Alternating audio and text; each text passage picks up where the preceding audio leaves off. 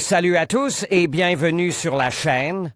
Je m'appelle Émile Garnier et ici, on parle de voitures sous tous les angles, entretien, astuces pratiques, fonctionnement des moteurs et bien plus encore. Si vous voulez mieux comprendre votre véhicule et éviter les erreurs coûteuses, vous êtes au bon endroit. Pensez à mettre un j'aime, à vous abonner à la chaîne et à regarder la vidéo jusqu'à la fin. Vous y trouverez des infos vraiment utiles. Pour la première fois, une voiture familiale compacte, segment C, appelée Elantra est apparue dans la gamme Hyundai en 1990. Cependant, le nom Elantra n'a pas été utilisé partout, par exemple, en Australie et en Europe, la voiture portant le code d'usine. J1 a été commercialisée sous le nom de Elantra, et chez nous, en Corée, sous le nom de Hyundai Avant. Cette situation a perduré jusqu'en 2000 et l'apparition de la troisième génération de la voiture, lorsque seules deux des trois variantes du nom, Elantra, Lantra et Avant, on subsiste, Avant pour le marché de la Corée du Sud et de Singapour et Elantra pour le reste de la planète. À cet égard, l'arrivée du modèle de sixième génération, code d'usine AD, en 2015 n'a rien changé, et cette voiture n'est connue que sous le nom d'Elantra. L'Avant AD a été présentée pour la première fois sur le marché national en septembre 2015 et, en novembre, la voiture a fait ses débuts au salon de l'automobile de Los Angeles sous le nom d'Elantra. Depuis lors, la promotion à grande échelle du modèle sur les marchés mondiaux a commencé. Son activité n'a rien de surprenant, car les voitures du segment C représentent plus de 30% du volume total du marché des voitures particulières.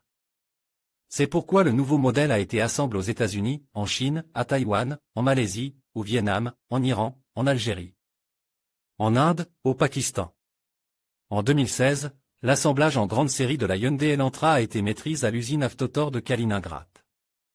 En tant que modèle global, l'Elantra AD a reçu une très large gamme de moteurs, dont des moteurs à essence de 1,4 à 2,0 litres et d'une puissance de 126 à 201 chevaux, turbocompresse et atmosphérique, un moteur diesel de 134 chevaux de 1,6 litres et même un moteur spécial fonctionnant au gaz liquéfié d'une puissance de 118 chevaux. Cependant, seules deux variantes ont été officiellement proposées en Russie, le 1,6 litres Gamma 2, G4 FG5R, de 128 chevaux et le 2,0 nu, G4 Na-5R, de 150 chevaux. Les deux moteurs étaient équipés soit d'une boîte manuelle à 6 vitesses, soit d'une boîte automatique hydromécanique classique à 6 vitesses à 6 GF1 ou à 6 F22. La suspension est assez traditionnelle et ingénieuse, avec des jambes de force MC Ferson à l'avant et une suspension à poutre de torsion semi-indépendante à l'arrière. Hyundai Elantra 2016 à 2018. En 2018, la voiture a fait l'objet d'un restylage, que nous avons décrit en décrit dans les moindres details. La Hyundai Elantra 2016 à 2018 a subi un restylage en 2018, dont nous avons parlé en détail, mais tous les changements ont touchent soit l'extérieur, soit le remplissage interne en option. Eh bien, en 2020, la production a été interrompue en raison de la transition vers la prochaine, 7e génération. Il convient de noter que l'Elantra de 6e génération n'est pas devenu un best-seller en Russie, ses ventes étant bien inférieures à celles du modèle Solaris, plus jeune. Néanmoins, le modèle a conservé un certain public en conséquence, et sur le marché secondaire, la voiture est présente en quantité suffisante. Les vendeurs demandent entre 890 000 et 1 890 000 roubles pour les voitures équipées d'un moteur de 1,6 litres, et entre 930 000 et 2 350 000 roubles pour les voitures équipées d'un moteur de 2 litres. À l'heure actuelle, une telle opportunité d'acheter une voiture encore en état de marche et bien équipée pour 1 million de roubles ou un peu plus semble très attrayante. Pour rendre la décision plus raisonnable, nous allons nous familiariser avec ce que les vrais propriétaires écrivent sur la Hyundai Elantra 6, ce dont ils sont satisfaits et ce qui les ennuie. La tendance à concevoir plusieurs modèles de la gamme, appartenant à différentes classes et catégories de budget, dans un seul style d'entreprise à deux côtes. Il est clair que les propriétaires des modèles les plus jeunes et les plus abordables trouvent que leur ressemblance avec des voitures plus grandes, plus puissantes et plus prestigieuses de la même marque réchauffe agréablement leur âme. Mais pour les propriétaires de modèles plus anciens, les choses sont beaucoup plus compliquées. Certains ne se soucient pas du tout que leur voiture est presque double, beaucoup plus budgétaire, mais d'autres s'en offusquent. Ainsi, une personne qui achète une Hyundai Elantra AD doit être moralement préparée au fait que la connaissance rencontrée sur le parking fera une grimace méprisante et demandera « Pourquoi as-tu pris une Solaris ? tu voulais quelque chose de plus sérieux. Et il n'y a rien à faire, la deuxième Solaris et la sixième Elantra sont vraiment très semblables, et sous certains angles, elles sont presque indiscernables. Bien sûr, si vous mettez ces deux voitures côte à côte, les différences seront certainement visibles, mais dans de nombreux commentaires. Les propriétaires se plaignent de devoir expliquer que l'Elantra n'est pas simplement la même Solaris, mais un peu plus grande. Mais une voiture complètement différente, qu'elle a des moyeux à 5 goujons, et non 4, que les bras de suspension sont plus puissants et que les ressorts sont plus épais, que la gamme de moteurs comprend également une variante de 2 litres de 150 chevaux. Que l'équipement de cette voiture se rapproche de celui de la classe affaires, que les finitions et les installations électriques sont parfaitement adaptées à nos réalités et qu'en général, à égalité de prix et de qualité, elle n'est presque pas la meilleure variante, du moins dans la catégorie de prix. Après tout, quelle que soit la manière dont on l'explique, pour beaucoup de gens, trop semblable à Solaris, sonne comme un verdict. Il convient de noter d'emblée qu'avec le changement de génération, l'Elantra s'est débarrassé du design extérieur, fluide, trop fastidieux. L'extérieur a été développé par des spécialistes du siège allemand de Hyundai Motors sous la direction générale de Peter Schreier, et le restylage 2018 a été supervisé par le nouveau designer en chef de Hyundai, Luc Donkerwolk. Hyundai Elantra 2018 à 2020. La sixième Elantra plaît vraiment aux propriétaires avec un design affirme et austère qui mélange harmonieusement des arêtes dures avec des contours de carrosserie doux. Tout cela plaît beaucoup aux propriétaires, j'aime beaucoup l'aspect de la voiture. L'avant ressemble beaucoup au dernier modèle Audi, il n'y a pas de honte à venir dans une communauté de voitures cool. Il consacre beaucoup de mots aimables à la technologie d'éclairage, les feux à LED à la fois beaux et à la mode, et s'ils sont fiables, pratiques. Les phares au xénon associés aux feux de jour à diodes sont superbes, les bandes et les stops à diodes sont très beaux. Et la seule chose qui peut contrarier une personne lors de l'inspection extérieure de la voiture dont le kilométrage lui a plu est l'état des éléments chromes et de la peinture. Selon les propriétaires, la peinture n'est plus aussi fine que sur le modèle précédent et s'éteint moins vite, mais elle manque clairement de résistance. Au deuxième mois, la peinture de la portière a déjà fait des cloques. De nombreuses personnes indiquent qu'elles ont dû polir régulièrement la carrosserie, et quelqu'un a même préféré la recouvrir de verre liquide. Pour être juste, il y a suffisamment d'évaluations très positives, pas un seul éclat pendant toute la durée d'utilisation. Hyundai Elantra 2018 à 2020. Mais le plastique chrome ne suscite que de la négativité, environ une fois par an, la calandre commence à se décolorer, les moulures chromées et tout ce qui est chrome, une véritable camelote. Au bout de quelques mois, elles ont l'air affreuses, une toile d'araignée continue. La ligne de toit tombante est bien sûr magnifique et, du point de vue de l'aérodynamisme, elle est très utile. Dans ce cas, l'espace au-dessus de la tête des passagers arrière devient le prix de la beauté. Les journalistes ont été convaincus du fait que les personnes mesurant plus de 180 cm sur la banquette arrière devront cacher leur tête dans leur poche, lors des premiers essais, lorsque l'Elantra AD a été fièrement appelée « nouveauté du marche russe », les propriétaires notent également cet inconvénient, mais il n'est pas critique pour tout le monde, le salon me convient personnellement très bien. Je mesure 1,76 m, et tous les membres de la famille sont de petite taille. Oui, l'espace au-dessus de la tête à la deuxième rangée n'est pas très réussi. Mais l'espace pour les jambes y est tout à fait correct. Et en général, les propriétaires sont unanimes pour louer le volume non seulement du salon, mais aussi du coffre. L'Elantra a beaucoup d'espace dans le salon, la voiture est vraiment large à l'intérieur, comme la classe D, salon très spacieux et grand coffre. Nous avons voyage à 4 avec un coffre plein, tout le monde était à l'aise. Et en général, selon les observations des propriétaires, 4 roues de 16 pouces se placent facilement dans le coffre, et si quelques chose gâcher l'impression, ce n'est qu'une petite ouverture et des charnières saillantes, qui compliquent quelque peu le rangement d'objets trop volumineux. Mais l'Elantra a séduit non seulement par son volume intérieur, mais aussi par ses équipements, capteurs de luminosité, capteurs de pluie, climatisation Bison, Bluetooth, régulateur de vitesse, rétroviseur chauffant et zone de repos des essuie-glaces, volant. Et tous les sièges chauffants, capteurs de lave-glace, capteurs de pression des pneus. En général, toutes ces options que nous avions l'habitude de considérer comme nécessaires et modernes. L'ergonomie générale et le profil des sièges, 6 heures sans se lever du fauteuil, et le dos n'est pas fatigue, ne suscitent pas de plainte. Mais il y a encore des mécontents, quelqu'un manque de soutien lombaire réglable, quelqu'un de soutien latéral, et pour quelqu'un.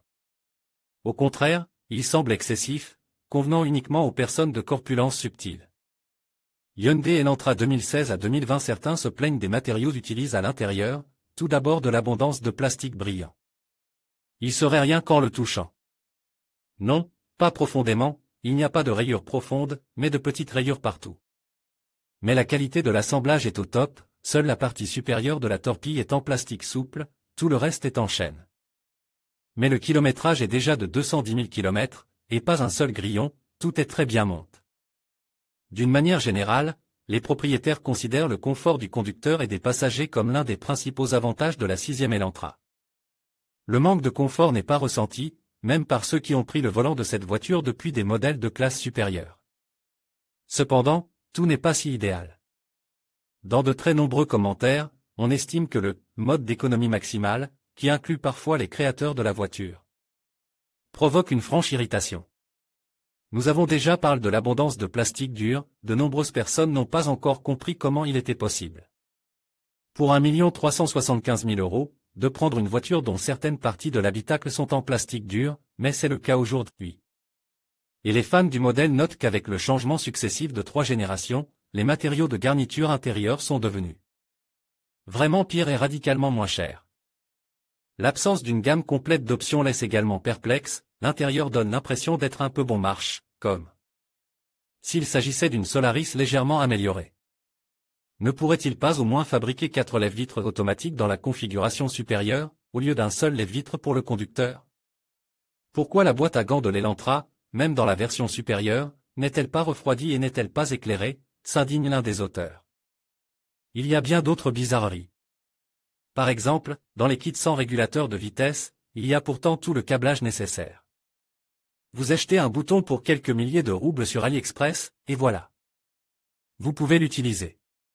Mais cela ne compense pas le sentiment d'être particulièrement bon marche. Ou encore, la serrure du coffre ne s'ouvre qu'à partir d'un salon, mais il y a un emplacement pour un bouton externe et le câblage. Là encore, vous achetez un bouton pour 2 ou 3 000 €, vous faites clignoter le signal et c'est prêt. La seule chose qui reste est la perplexité, à quoi servent cette économie de bout de chandelle et ses inconvénients? Dans certaines configurations, il y a une situation étrange avec le volant chauffant, il n'y a pas de volant chauffant, mais il y a des sièges arrière chauffants. En effet, une approche étrange, si tout doit être fait dans un budget, pourquoi chauffer les sièges arrière, et si l'on met un ensemble complet des options chaudes, alors qu'il soit vraiment complet? Et il n'y a pas de palette au volant, ni de mode de limitation de vitesse, et dans nos conditions, cette fonction est plus qu'utile. Beaucoup de réclamations sont exprimées par les propriétaires et dans l'adresse de l'unité principale, l'écran n'est pas assez grand. Et il n'y a pas de navigation propre. Ce n'est pas par hasard que beaucoup de gens changent le standard, musique, pour un appareil avec Android. L'équipement d'éclairage fait l'objet de suffisamment de réclamations. Et si les phares avec des sources halogènes les propriétaires évaluent assez positivement, disons, pas un délice, mais tout à fait normal, alors voici les phares anti-brouillard autres que placebo, et ne les appelez pas, ils brillent faiblement et sont absolument inefficaces. Et les phares manquent cruellement de lave-glace. Les marques coréennes ont depuis longtemps acquis une réputation dans le rapport entre le prix et la qualité de leurs voitures, et l'Elantra AD correspond tout à fait à cette tendance. Cependant, ce modèle s'est avéré avoir un autre bonus agréable, selon le témoignage de nombreux propriétaires, cette voiture est également caractérisée par des coûts d'utilisation très bas. Commençons par le principal poste de dépense de tout propriétaire de voiture, le carburant. Les deux moteurs disponibles, le G4 NA de 2 litres et le G4 FG de 1,6 litres, plaisent aux propriétaires par leur économie. Les versions de 1,6 litres sont un peu plus économes sur l'autoroute, 5,0 à 5,5 L 100 km contre 6 à 7 litres, mais en ville, les conducteurs des versions de 2 litres peuvent se contenter de 8,0 à 8,5 litres, bien qu'en général, cela tourne autour de 10 à 10,5. L'Elantra avec un moteur de 1,6 litres consomme en ville les mêmes 8 à 10 litres, mais avec une dynamique beaucoup plus modeste. D'ailleurs, l'un des auteurs a cité une observation intéressante, je peux parcourir jusqu'à 5000 km par mois. Le Sportage avec le même moteur avait besoin de 500 litres, alors que l'Elantra en consomme 300. Hyundai Elantra 2016 à 2018. L'entretien ne pèse pas trop sur le portefeuille des propriétaires, car les deux moteurs sont structurellement assez simplets, en fait, assez fiables, surtout si l'on réduit l'intervalle d'entretien de 15 à 7,5 milliers de kilomètres, et si l'on change l'huile tous les 40 à 50 milliers. Et même dans ce cas, les coûts d'exploitation peuvent être qualifiés de modestes, car tous les consommables sont peu coûteux. Mais pour ceux qui aiment sortir régulièrement en plein air, l'achat de la Hyundai Elantra n'est absolument pas recommandé. La 6e Elantra est une voiture strictement urbaine, et sa garde au sol, seulement 150 mm, selon le tableau officiel des caractéristiques techniques, et sans ambiguïté conçue pour les bonnes routes, et non pour nos directions. Les propriétaires l'écrivent d'ailleurs très franchement, le seul gros point négatif pour moi est la garde au sol. Le pare-choc n'aime pas les bordures, il faut se garer très prudemment, et il vaut mieux ne pas dépasser le niveau de l'asphalte. Mais pour circuler en ville, la voiture convient parfaitement. Oui, des problèmes peuvent survenir non seulement dans les forêts et les champs, mais aussi en ville, surtout en hiver. Dans un certain nombre d'avis, les auteurs racontent qu'ils se sont retrouvés coincés dans un parking en neige et qu'ils n'ont pas pu en sortir sans aide. Il n'y a donc rien d'étonnant à ce que de nombreux propriétaires considéraient la faible carrossabilité comme l'un des principaux inconvénients de cette voiture.